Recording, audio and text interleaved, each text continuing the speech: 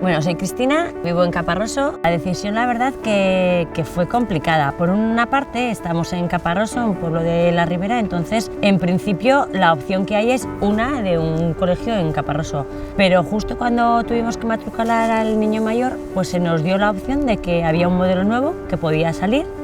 Entonces fue cuando empezaron a surgir las dudas de qué hacemos, ¿no? Éramos la minoría, las familias que estábamos interesadas en modelo D, y fue como un cuchillo de doble filo, ¿no? Por un lado, el ir en contra de lo ordinario pues nos daba como mucha fuerza, pero por otra parte, claro, te planteaba muchísimas dudas de decir, ¿por qué tengo que ser yo la diferente, ¿no? de ir en contra de lo que está marcado como la norma?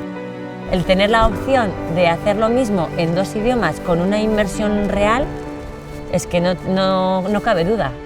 Con la misma escolaridad, con la misma calidad de educación, pero salir bilingües. Pues eso, ¿no? Es la gran suerte que están teniendo nuestras hijas y nuestros hijos, y que es un modelo que lleva 40 años funcionando, sí, con unos resultados muy buenos. El modelo D no es un idioma, es una cultura, son unos valores, es una implicación por parte del profesorado especial, es que son unos valores intrínsecos, una forma de vivir que es la que quiero para mis hijos.